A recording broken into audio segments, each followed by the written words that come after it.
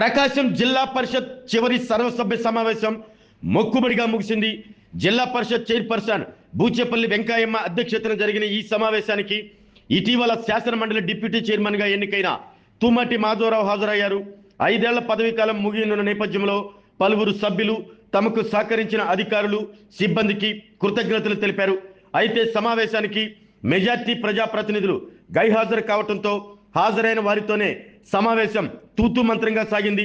దర్శి శాసనసభ్యులు బూచేపల్లి శివప్రసాద్ రెడ్డితో పాటు వైసీపీకి చెందిన జడ్పీటీసీలు, ఎంపీపీలు మాత్రమే ప్రధానంగా హాజరయ్యారు. దీంతో కీలక చర్చలకు అవకాశం లేకుండా సమావేశం ముగిసింది అన్న అభిప్రాయం వ్యక్తమైంది.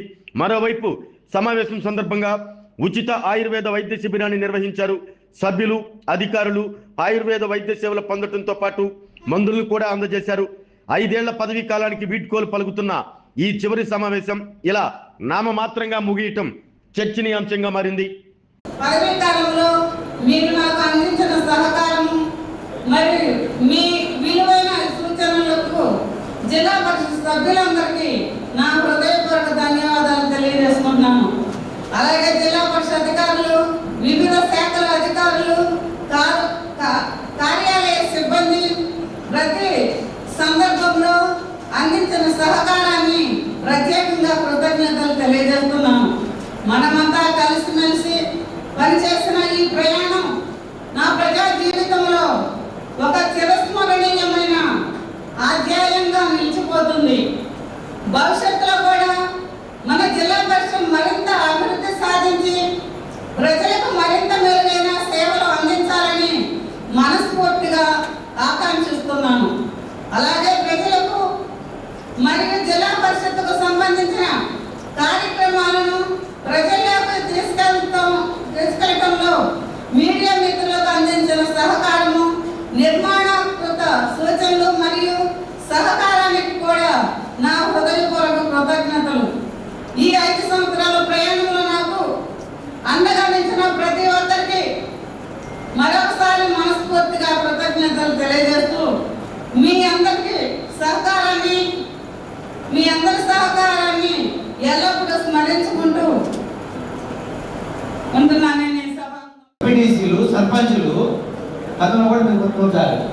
ఏమని మీరు ప్రజా సమస్యలు మాట్లాడడానికి వచ్చారా జిల్లా పరిషత్ అని నేనేది వాళ్ళు ప్రజా సమస్యలు మాట్లాడడానికి ప్రజాస్వామ్య వ్యవస్థలో సర్పంచ్ నుంచి అందరూ భాగస్వామ్యులు, ప్రధానమంత్రి దాకా అందరూ ప్రజాసేవ వచ్చిన వాళ్ళే, ప్రజాస్వామ్యబద్ధంగా ఎదిగే వచ్చిన వాళ్ళే. అలాంటప్పుడు మరి ఎమ్మెల్యేలకి, ఎమ్మెల్సీలకి, ఎంపీలకి ఒకటోదానికే శాలరీస్ ఎందుకు వేస్తున్నారు? మాకు కూడా శాలరీస్ ఏం కాదు, మాకు కూడా అలవెన్స్ లేదు.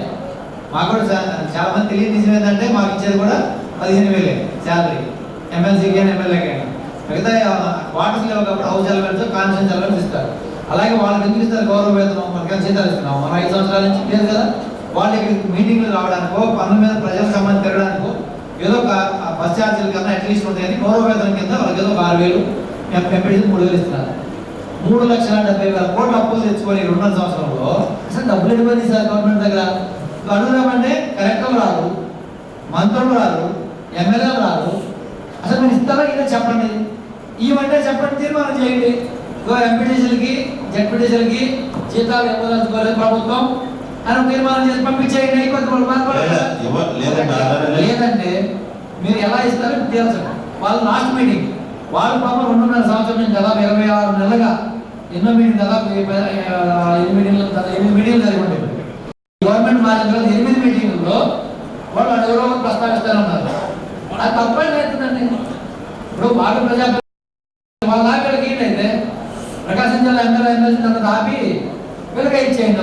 మొత్తం 2 నెలలు పెండింగ్ పోటీ వాళ్ళు ఈ నెల టైం అయిపోతుంది. ఇస్తారా?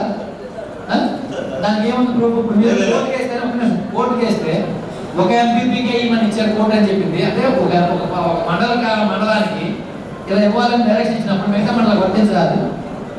మీరు పని చేయండి. మీరు మండల నిధుల్లో నుంచి ఇస్తారా, జడ్పీ నిధుల్లో నుంచి ఇస్తారా, లేకపోతే గవర్నమెంట్ నుంచి ఇస్తారా? నాకు తెలిసి నెల్లూరు జిల్లాలో జడ్పీ నిధుల్లో నుంచి ఇచ్చేసారంట.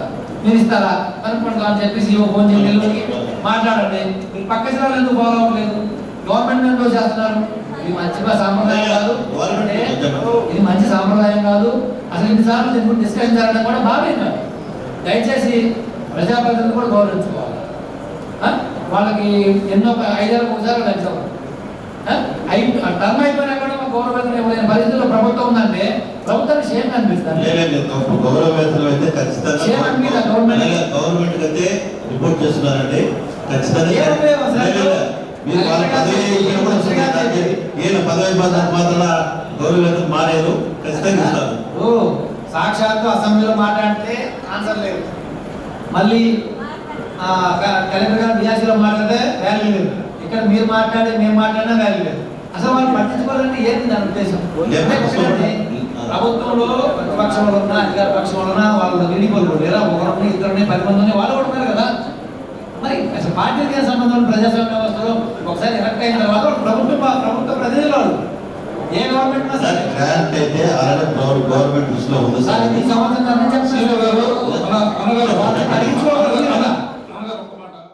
ఆరోగ్యమే మహాభాగ్యం అంటారు, కానీ ఆరోగ్యాన్ని నమ్మకంగా కాపాడే స్థానం ఎక్కడ? ఇది ఒంగోలులో మీకు దగ్గరగా మన Venkataramana nursing home private limited. Caring your life 54 ఏళ్ల విశ్వాసంతో ఇది ఒక హాస్పిటల్ కాదు, ఇది ఒక విశ్వాసం. 3 తరాలుగా వేలాది కుటుంబాలను ఆరోగ్యంగా నిలిపిన ఆదరణ. మా నిపుణుల వైద్య బృందం మా దగ్గర అనుభవం కలిగిన బృందంలో అందించే సేవలు neuro surgery, general medicine, diabetes, pulmonologist, general surgery, ophthalmology, urology, orthopaedic, ENT, paediatrics, dental surgery, anaesthesiology, gynaecology, cardiology, emergency మరియు క్రిటికల్ కేర్. ఒంగోలులో ఆరోగ్యానికి ఒక కొత్త శకం ప్రారంభమవుతుంది. వెంకటరమణ ఐ హాస్పిటల్ ప్రారంభించబడింది. కంటి ఆరోగ్యానికి ప్రత్యేక పరిష్కారంగా ప్రభుత్వ ఉద్యోగులు, రిటైర్డ్ ఉద్యోగులు మరియు వారి కుటుంబ సభ్యుల కోసం ఈహెచ్ఎస్ ద్వారా వైద్యం. క్యాష్లెస్ సేవలు Medi Assist, Star, GHPL, Aditya Birla, Bajaj Allianz మరియు ఇతర ప్రముఖ హెల్త్ స్కీమ్లు అందుబాటులో ఉన్నాయి. ఆరోగ్యశ్రీ, డాక్టర్ ఎన్టీఆర్ వైద్య సేవా నిధి అందుబాటులో ఉన్నాయి. చిరునామా ఆర్టీసీ బస్ స్టాండ్ ఎదురుగా, Kurnool road, Ongole. Phone number 08592282623, cell number 9100679099. Eye hospital number 9866484770. Website www.venkatramananursinghome.com. Facebook www.facebook.com/pkrnh. Venkataramana nursing home 3 తరాల విశ్వాసం, నూతనతతో కూడిన సేవ. మేము కేవలం చికిత్స చేయము, మేము శ్రద్ధ వహిస్తాం, పరిరక్షిస్తాం. సేవ చేయడం మాకు ధ్యేయం.